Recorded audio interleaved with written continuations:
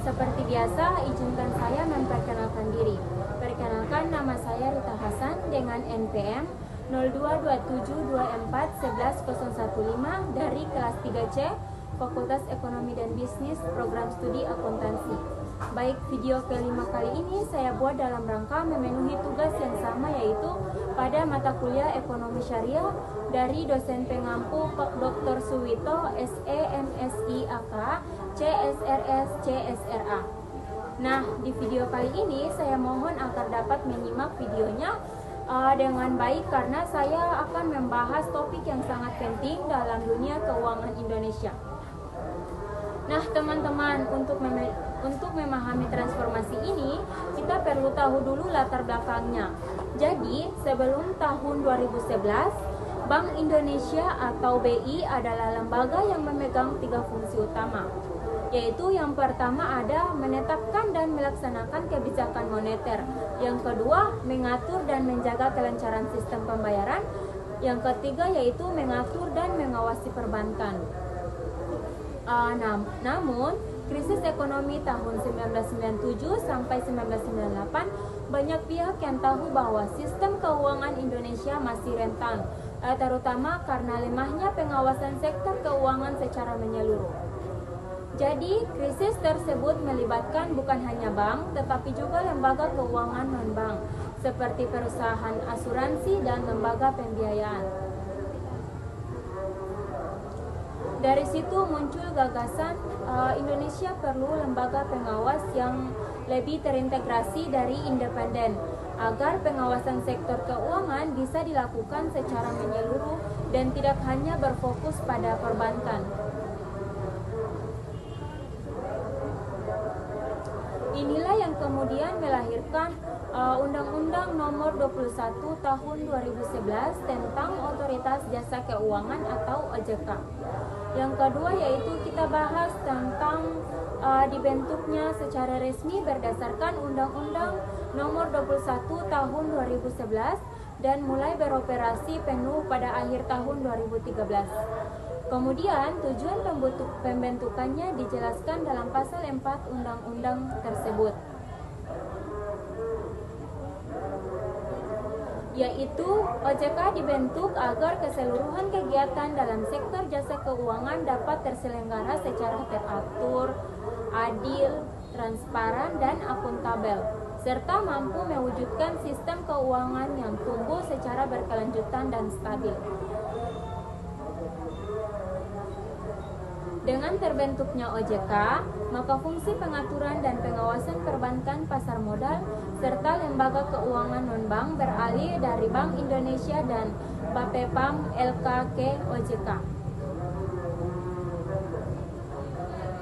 Nah, setelah membahas dasar hukum dan pembentukannya, saya akan menjelaskan peran Bank Indonesia sebelum dan sesudah OJK.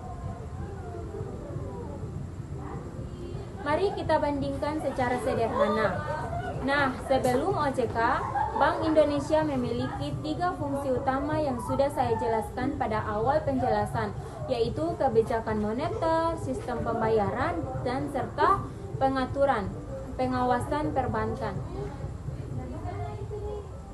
Kemudian, setelah OJK yaitu fungsi pengawasan perbankan dialihkan ke OJK. Artinya, BI tidak lagi mengawasi langsung kinerja dan kesehatan bank seperti sebelumnya. Namun, bukan berarti peran BI berkurang. Justru, BI kini lebih fokus memperkuat stabilitas sistem keuangan secara makro. Jadi bukan secara mikro. BI berperan menjaga kestabilan nilai rupiah, mengelola inflasi, dan memastikan sistem pembayaran berjalan lancar. Sedangkan OJK berperan menjaga stabilitas sektor keuangan secara mikro dengan mengawasi perilaku lembaga keuangan dan melindungi konsumen. Yang ketiga yaitu kemudian teman-teman harus tahu bagaimana pembagian tugas antara BI dan OJK.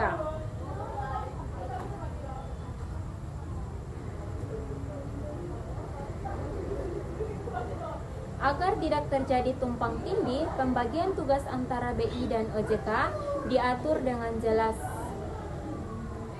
Nah, tugas pada Bank Indonesia atau BI terdiri menjadi 3, yaitu yang pertama ada menjaga stabilitas moneter atau mengendalikan inflasi, nilai tukar, dan suku bunga. Yang kedua yaitu mengatur dan menjaga kelancaran sistem pembayaran nasional. Dan yang ketiga yaitu berperan dalam kebijakan makroprudensial, yaitu kebijakan yang menjaga stabilitas sistem keuangan secara keseluruhan. Sedangkan tugas yang diatur OJK yaitu yang pertama ada melaksanakan fungsi pengaturan dan pengawasan mikroprudensial terhadap bank dan lembaga keuangan non-bank. Yang kedua ada menjaga perlindungan konsumen jasa keuangan. Dan yang ketiga yaitu mengatur perilaku pasar agar adil dan transparan. Yang keempat yaitu setelah pengawasan perbankan dialihkan ke OJK, Bank Indonesia melakukan transformasi besar pada arah dan prioritas strategisnya.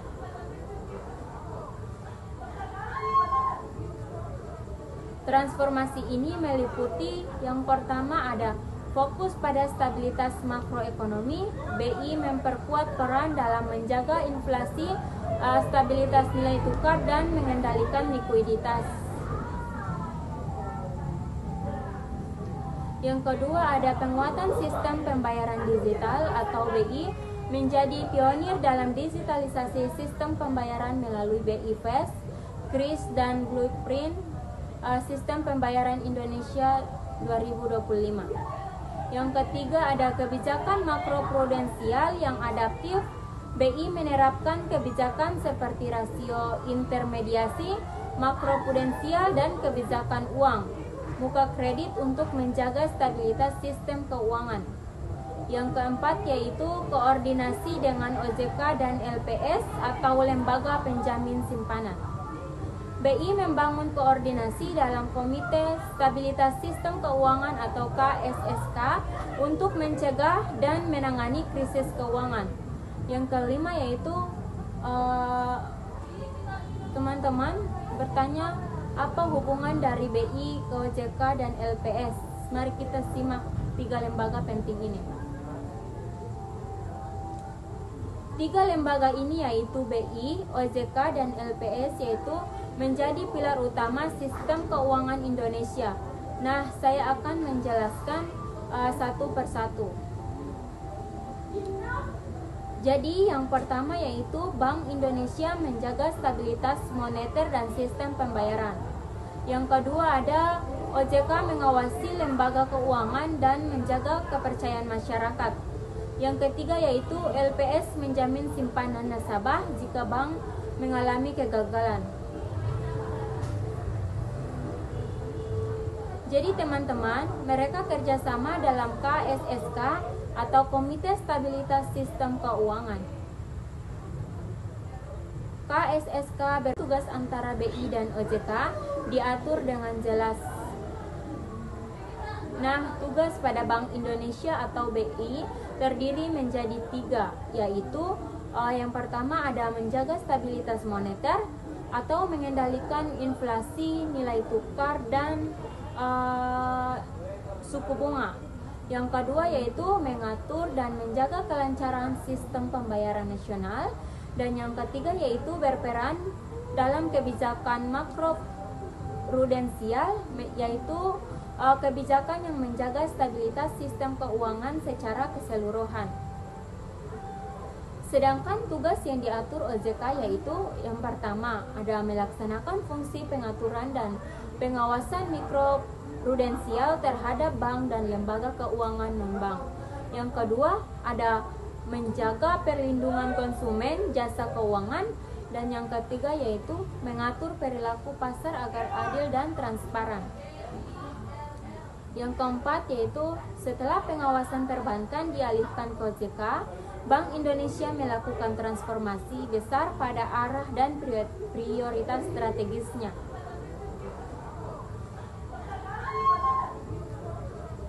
Transformasi ini meliputi yang pertama ada fokus pada stabilitas makroekonomi. BI memperkuat peran dalam menjaga inflasi, stabilitas nilai tukar, dan mengendalikan likuiditas. Yang kedua ada penguatan sistem pembayaran digital atau BI menjadi pionir dalam digitalisasi sistem pembayaran melalui BI Fast, KRIS, dan Blueprint Sistem Pembayaran Indonesia 2025. Yang ketiga ada kebijakan makroprudensial yang adaptif. BI menerapkan kebijakan seperti rasio intermediasi, makroprudensial, dan kebijakan uang muka kredit untuk menjaga stabilitas sistem keuangan. Yang keempat yaitu koordinasi dengan OJK dan LPS atau Lembaga Penjamin Simpanan. BI membangun koordinasi dalam Komite Stabilitas Sistem Keuangan atau KSSK untuk mencegah dan menangani krisis keuangan. Yang kelima yaitu teman-teman bertanya apa hubungan dari BI ke OJK dan LPS. Mari kita simak 3 lembaga penting ini. 3 lembaga ini yaitu BI, OJK, dan LPS yaitu menjadi pilar utama sistem keuangan Indonesia. Nah, saya akan menjelaskan satu persatu. Jadi, yang pertama yaitu Bank Indonesia menjaga stabilitas moneter dan sistem pembayaran. Yang kedua ada OJK mengawasi lembaga keuangan dan menjaga kepercayaan masyarakat. Yang ketiga yaitu LPS menjamin simpanan nasabah jika bank mengalami kegagalan. Jadi teman-teman, mereka kerjasama dalam KSSK atau Komite Stabilitas Sistem Keuangan. KSSK berfungsi sebagai wadah koordinasi dalam pencegahan dan penanganan krisis keuangan nasional. Contohnya, pada masa pandemi COVID-19, KSSK menjadi lembaga koordinatif utama dalam menjaga stabilitas ekonomi dan sektor keuangan nasional. Yang keenam yaitu ternyata teman-teman tidak hanya menjelaskan sejarah penting, jadi kalian harus tahu bahwa OJK juga memiliki dampak transformasi terhadap stabilitas keuangan. Jadi setelah OJK hadir, pengawasan sektor keuangan menjadi lebih terintegrasi dan menyeluruh. Nah, disitulah Bank Indonesia bisa fokus pada kebijakan makro, sementara OJK fokus pada menjaga kesehatan lembaga keuangan dan tingkat mikro. Nah, teman-teman, beberapa dampak positif yang dirasakan yaitu yang pertama ada pengawasan terhadap lembaga keuangan non-bank menjadi lebih ketat dan profesional. Yang kedua yaitu sistem pembayaran nasional menjadi lebih efisien dan aman. Yang ketiga ada meningkatnya kepercayaan investor asing terhadap stabilitas keuangan Indonesia. Yang keempat ada pengembangan keuangan digital dan fintech dapat diatur lebih baik melalui koordinasi BI OJK. Pembahasan yang ketujuh yaitu meski banyak kemajuan, transformasi ini juga menghadapi sejumlah tantangan seperti yang pertama ada koordinasi dan pertukaran data antara BI dan OJK yang masih perlu diperkuat. Yang kedua, resiko stabilitas keuangan dan inovasi digital dan fintech yang berkembang sangat cepat. Yang ketiga, kebutuhan kebijakan yang responsif dan fleksibel, terutama di era ekonomi global yang dinamis. Yang keempat, tumpang tindih kebijakan di lapangan antara pengawasan mikro dan makro. Namun, dengan sinergi melalui KSSK, tantangan-tantangan ini terus diatasi dengan langkah-langkah koordinatif dan kebijakan adaptif. Sistem pembayaran nasional. Dalam konteks moneter, BI menjadi lembaga yang menetapkan suku bunga acuan, mengendalikan inflasi, menjaga nilai rupiah, serta mengelola operasi pasar terbuka. Kewenangan ini menjadi inti dari tanggung jawab BI menjaga keseimbangan ekonomi nasional. Selain moneter, peran besar BI setelah adanya OJK adalah menjaga stabilitas sistem keuangan secara makroprudensial. Ini merupakan konsep baru yang menempatkan BI sebagai pengawas stabilitas keuangan secara menyeluruh. Bukan pada level setiap bank, melainkan dalam skala sistem, BI berfokus pada risiko yang dapat menggoncang sistem keuangan secara luas, seperti siklus kredit, bubble aset, likuiditas sistematik, dan dampak penularan antar bank. Dalam peran ini, BI mengeluarkan kebijakan seperti rasio countercyclical buffer, rasio. Transformasi berikutnya terlihat pada sektor sistem pembayaran. BI memperkuat perannya sebagai otoritas sistem pembayaran nasional. Perkembangan teknologi membuat sistem pembayaran menjadi elemen penting dalam perekonomian, sehingga BI bertanggung jawab penuh terhadap regulasi, inovasi, dan keamanan sistem pembayaran, termasuk digitalisasi perbankan, KRIS, BI Fast, dan pengawasan terhadap lembaga yang mengelola pembayaran. Peran ini tidak lagi bercampur dengan pengawasan bank, sehingga BI bisa berfokus mengembangkan ekosistem pembayaran modern dan aman. Salah satu perubahan penting pasca terbentuknya OJK adalah lahirnya konsep koordinasi antar otoritas, terutama melalui Komite Stabilitas Sistem Keuangan di dalam KSSK, Bank Indonesia, OJK, Kementerian Keuangan, dan LPS duduk bersama untuk menjaga stabilitas sistem keuangan.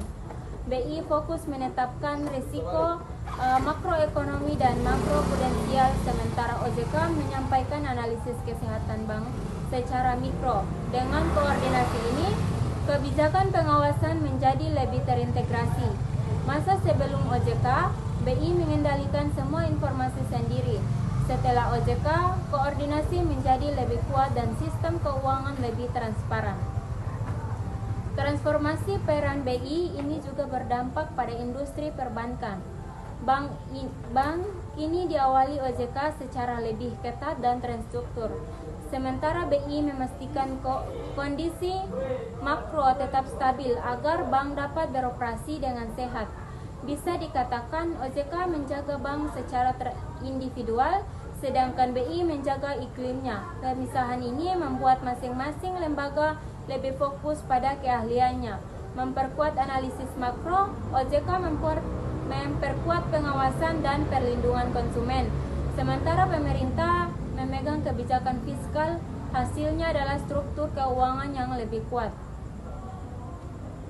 Dengan transformasi tersebut, fungsi Bank Indonesia berubah dari lembaga yang mengawasi bank secara langsung menjadi lembaga yang menjaga stabilitas ekonomi secara luas.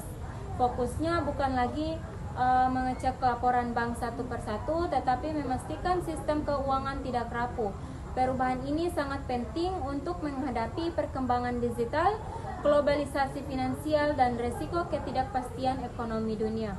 Yang kedelapan, teman-teman, dari pembahasan panjang ini kita bisa disimpulkan bahwa kehadiran OJK telah mengubah wajah sistem keuangan Indonesia secara signifikan.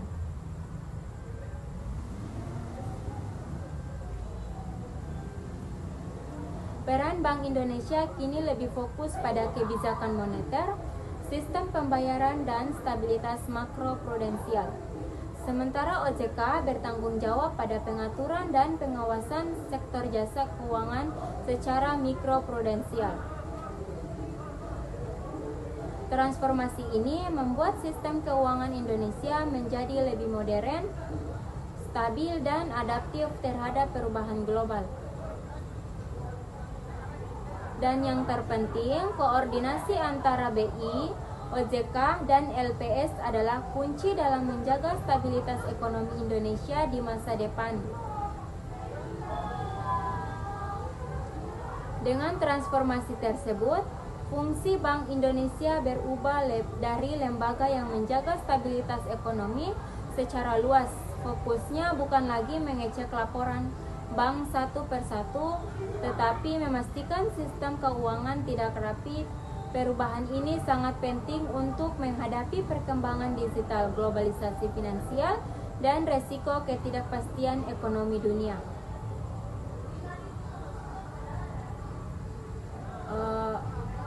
Mengubah cara Indonesia mengatur sektor keuangan.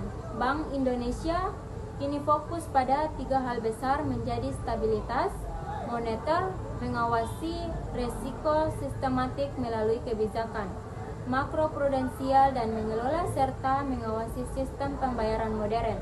Sementara itu, OJK mengambil alih seluruh peran pengaturan dan pengawasan perbankan. Transformasi ini membuat sistem keuangan Indonesia lebih kuat, lebih transparan, dan lebih mampu menghadapi tantangan global. Terima kasih sudah menonton video ini. Jangan lupa untuk like, subscribe, dan aktifkan lonceng notifikasinya agar tidak ketinggalan pembahasan ekonomi dan keuangan berikutnya. Sampai jumpa di video selanjutnya dan tetap semangat belajar. Assalamualaikum warahmatullahi wabarakatuh.